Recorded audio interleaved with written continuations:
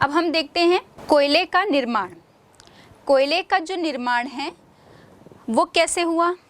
तो ये प्राचीन जो वनस्पतियां हैं उनका परिवर्तित रूप हम कह सकते हैं, और कोयला प्रमुख रूप से परतदार चट्टानों में हमें मिलता है।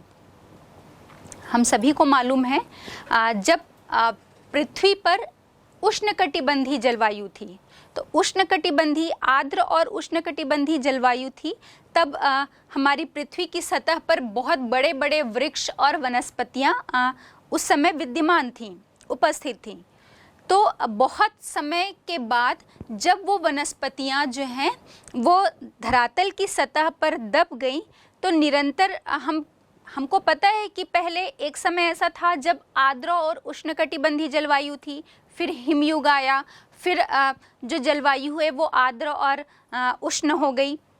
तो ये जो जलवायु में परिवर्तन होते गए, या हम ये कहें कि समय के साथ साथ वो वनस्पतियां जो हैं वो धरातल की सतह पर, पृथ्वी की सतह पर दब गईं। अब कोई भी चीज़ उसके बाद फिर से दूसरी वनस्पतियां जो हैं उनकी उत्पत्ति हो रही है, फिर से उनमें दबाव बढ़ रहा है। तो निरंतर समय के साथ साथ उनमें ताप और दाब के प्रभाव से क्या हुआ, उन वनस्पतियों का जो पानी है, वाष्प जो है वो निकल गया, और लगातार ताप और दाब के बढ़ने के कारण वो वनस्पतियां जो हैं वो हम अभी देख रहे हैं, जो कोयले का रूप, कोयले में वो परिवर्तित हो गई।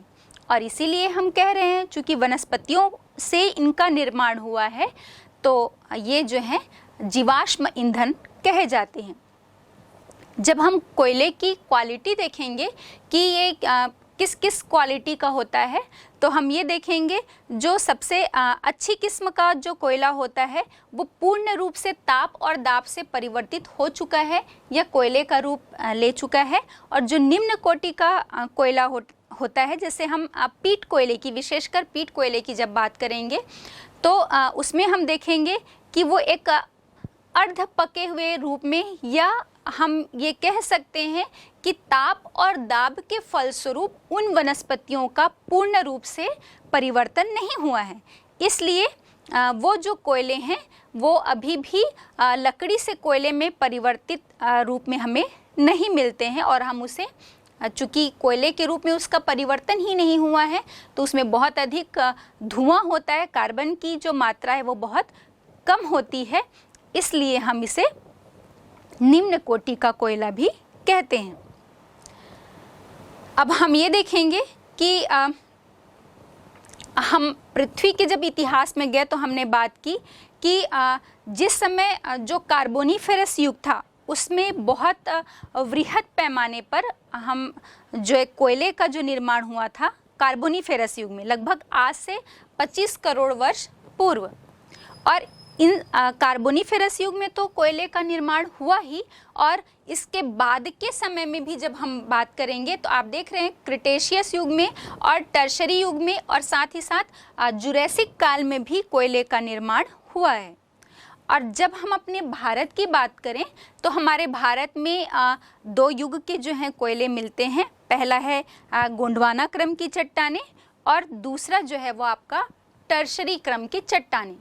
तो गोंडवाना क्रम की भी जब हम चट्टानों की बात करेंगे तो ये आपके प्रमुख रूप से हम मध्यवर्ती जो क्षेत्र हैं, प्रायद्वीपीय पठार के जो राज्य हैं वहाँ पर हमको अधिक देखने को मिलता है। और पूरे भारत में भी हम बात करेंगे तो लगभग 98% जो कोयला है वो इस गोंडवाना क्रम या गोंडवाना युग की चट्टानों का ही है। और इसमें हम राज्य देख लेते हैं। झारखंड है आपका, पश्चिम बंगाल है, ओडिशा है, साथ ही साथ मध्य प्रदेश, छत्तीसगढ़, महाराष्ट्र और आंध्र प्रदेश, ये सभी राज्यों में जो कोयला मिलता है वो गोंडवाना क्रम का है।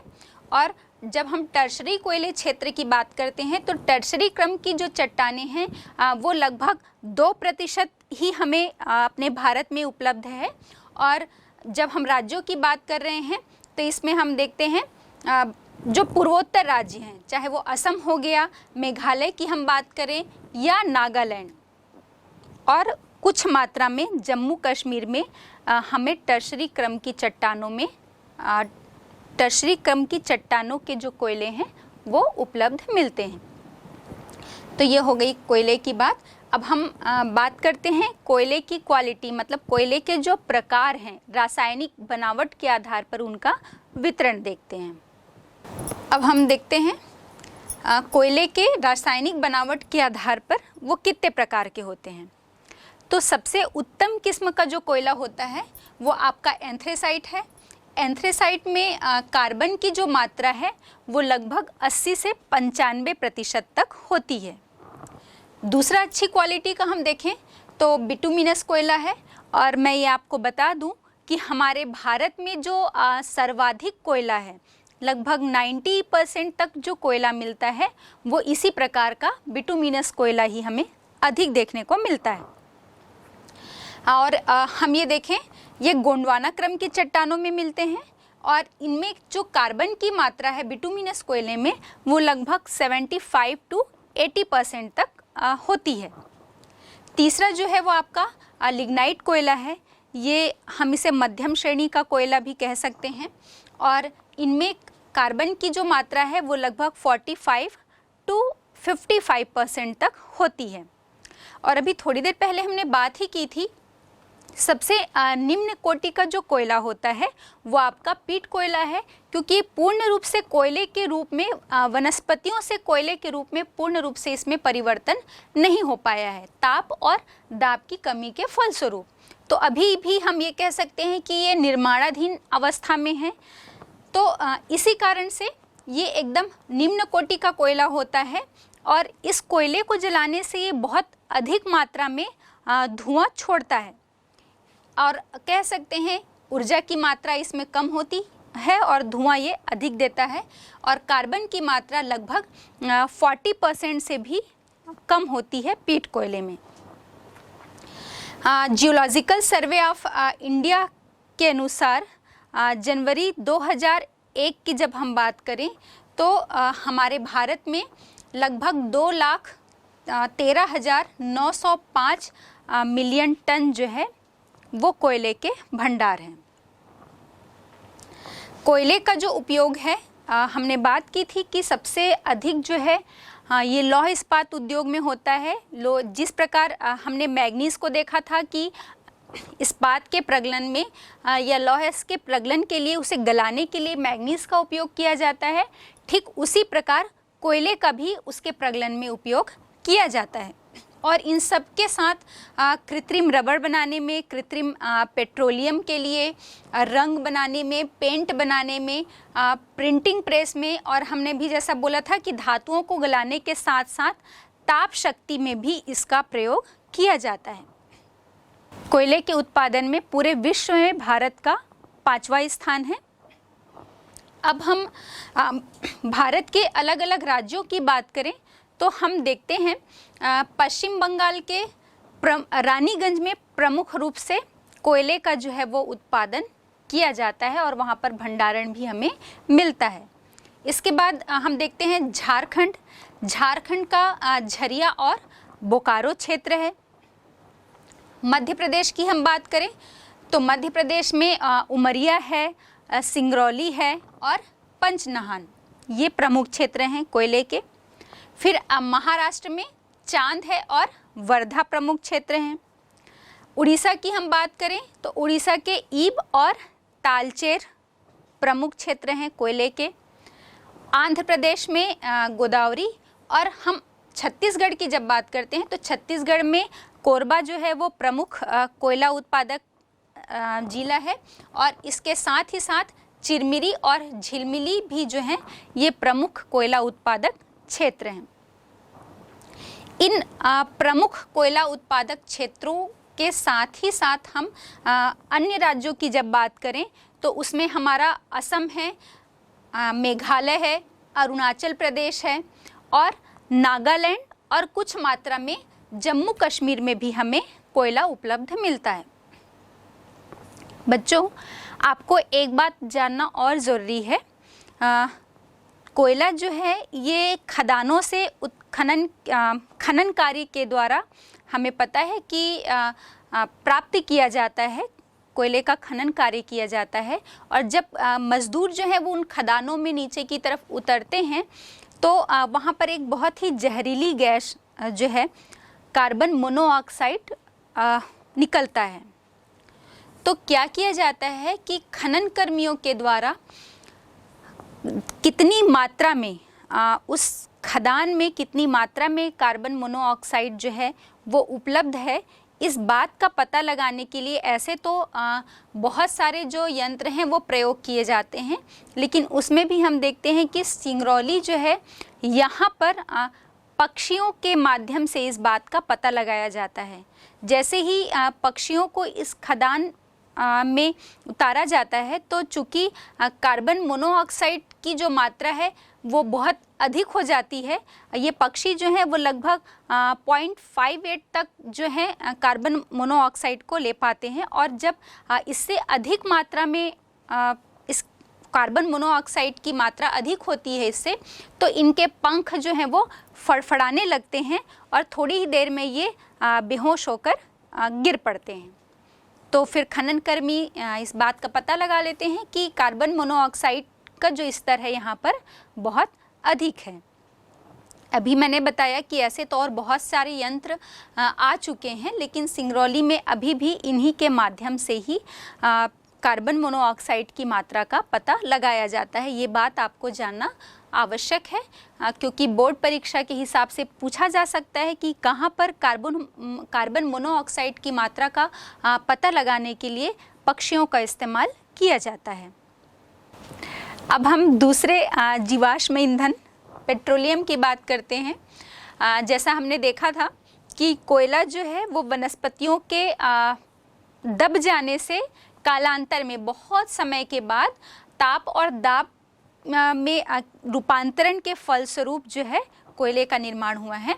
ठीक वैसे ही आपको पता है कि हमारे हिमालय और प्रायद्वीपीय पठार, इनके बीच में एक टेथिस सागर जो है वो लहराता था और इसमें बहुत से जो जीव जंतु हैं वो रहते थे, जलीय वनस्पतियाँ मिलती थी। तो कालांतर में इन सब में इसमें जो इस समुद्री हिस्से में अवसाद के जमाव होने से, निक्षेपण होने से बहुत समय के बाद इसमें भी ताप और दाब की प्रक्रिया के फलस्वरूप रूपांतरण हुआ और ये जो है आपका पेट्रोलियम में बदल गया। तो इसीलिए हम इसे भी जीवाश्म ईंधन कहते हैं। और इसे तरल सोने की संज्ञा दी जाती है, क्योंकि पेट्रोलियम जो है वो आपको बहुत कम मात्रा में, हम विश्व में देखें इसका वितरण तो विश्व के बहुत कम हिस्से में ये हमें उपलब्ध मिलता है और साथ ही साथ बहुत आवश्यकता होती है इसकी, चाहे हम व्हीकल्स की बात करें, गाड़ियों की बात करें, उद्योगों की बात करें, और बहुत से इसके उपयोग हैं। तो उपयोग के कारण और दुर्लभता, मतलब बहुत कम मात्रा में प्राप्त होने के कारण इसे तरल सोना की संज्ञा जो है वो प्रदान की गई है। पेट्रोलियम जो है वो आपके टर्शरी काल की, टर्शरी समय की जो अवसादी शैलें या चट्टानों की हम बात करें तो उसमें हमें पेट्रोलियम मिलता है भारत में। अब हम देखते हैं 1956 में तेल और प्राकृतिक गैस आयोग ONGC इसकी स्थापना की गई थी और हम देखते हैं कि सही तरीके से तभी से आपके तेल की खोज हुई और इसका उत्पादन जो है वो शुरू किया गया। अब भारत में प्रमुख तेल उत्पादक क्षेत्रों की बात करेंगे तो असम से हम बहुत अच्छे से परिचित हैं, असम राज्य के डिगबोई से, जहाँ पर सबसे पहले तेल का उत्पादन जो है शुरू किया गया। तो असम में प्रमुख रूप से डिगबोई है, नहरकटिया है और मोरान। डिगबोई, नहरकटिया और मोरान, ये तीन प्रमुख जो हैं असम में, तीन जो हैं ये प्रमुख क्षेत्र हैं असम में। फिर जब हम गुजरात भी एक प्रमुख पेट्रोलियम उत्पादक क्षेत्र है और गुजरात की जब हम बात करें तो यहाँ पर देखते हैं गुजरात में देखते हैं अंकलेश्वर है, अंकलेश्वर के बाद कालोल, मेहसाना के बाद कालोल है, नवागाम है और नवागाम के बाद कोसाबा और लूनेज जो हैं ये गुजरात में और भी प्रमुख पेट्रोलियम उत्पादक क्षेत्र हैं। इसके बाद मुंबई हाई से हम सभी परिचित हैं, हालांकि इसकी खोज बाद में हुई। लगभग 1973 में इसकी खोज की गई और 1976 से यहाँ पर उत्पादन शुरू हो गया। मुंबई हाई जो है ये आपके मुंबई से लगभग 170 किलोमीटर दूर स्थित क्षेत्र है और यहाँ पर ये अभी प्रमुख पेट्रोलियम उत्पादक क्षेत्र बन गया है। हमें पता है पेट्रोलियम जो जब निकलता है, जब इसे प्राप्त किया जाता है तो ये अशुद्ध रूप में होता है और इसके बाद इसे शुद्धि करने के बाद जो आपके पेट्रोल हैं, डीजल हैं, पेट्रोलियम जेली की हम बात करें या केरोसिन, ये अलग अलग रूप में इसे हम प्राप्त करते हैं। तो जो शोधन कारखानों की जब हम बात करेंगे तो हमारे भारत में दो तरह के तेल शोधन कारखाने मिलते हैं। एक वह क्षेत्र होता है जहां पर पेट्रोलियम का उत्पादन किया जाता है और उसके समीप ही, उसके पास ही जो है वो शोधन कारखाने स्थित होते हैं।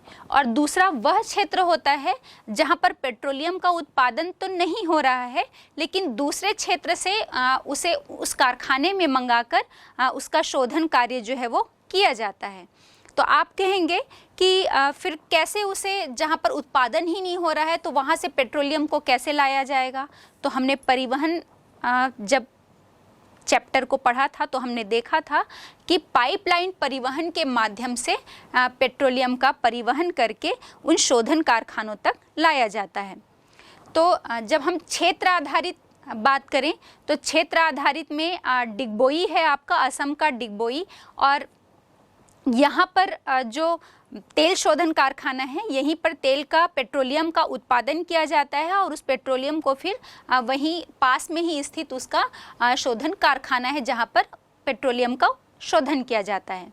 अब जब हम बाजार आधारित क्षेत्र की बात करेंगे तो बाजार आधारित शोधन कारखाने में हम देखते हैं आपका बिहार का बरौनी जो है वो ऐसा बाजार आधारित शोधक कारखाना है जहां पर पेट्रोलियम का उत्पादन तो नहीं किया जाता लेकिन दूसरे क्षेत्र से पाइपलाइन के माध्यम से पेट्रोलियम को मंगाया जाता है और फिर उस क्षेत्र में उसका शोधन कार्य किया जाता है। तो ये भी बोर्ड परीक्षा के हिसाब से आपसे पूछा जा सकता है कि बाजार आधारित एग्जाम्पल आपसे शोधन कारखाना का और दूसरा जो है वो क्षेत्र आधारित शोधन कारखाना कौन सा है। तो ये दो आपको ध्यान में रखने हैं। अब हम बात करते हैं परंपरागत जो ऊर्जा स्रोत हैं उसके अंतर्गत प्राकृतिक गैस। तो प्राकृतिक गैस की जब हम बात करेंगे तो इसमें हमें ये जानना ज़रूरी है, जैसे हमने ONGC की बात की थी जो पेट्रोलियम की खोज की जिसने और उसके माध्यम से उसका उत्पादन किया जाता है, तो ऐसे ही प्राकृतिक गैस के लिए गेल की जो स्थापना है 1984 में की गई और गेल का फुल फॉर्म होता है gas authority of India limited. Tamil Nadu, इसमें जब हम प्राकृतिक गैस की और आगे चर्चा करेंगे तो इसके पहले हम ये देख लेते हैं कि तमिलनाडु राज्य का जो रामनाथपुरम जिला है यहाँ पर प्राकृतिक गैस के विशाल भंडार होने के कुछ प्रमाण या संकेत जो हैं वो मिले हैं।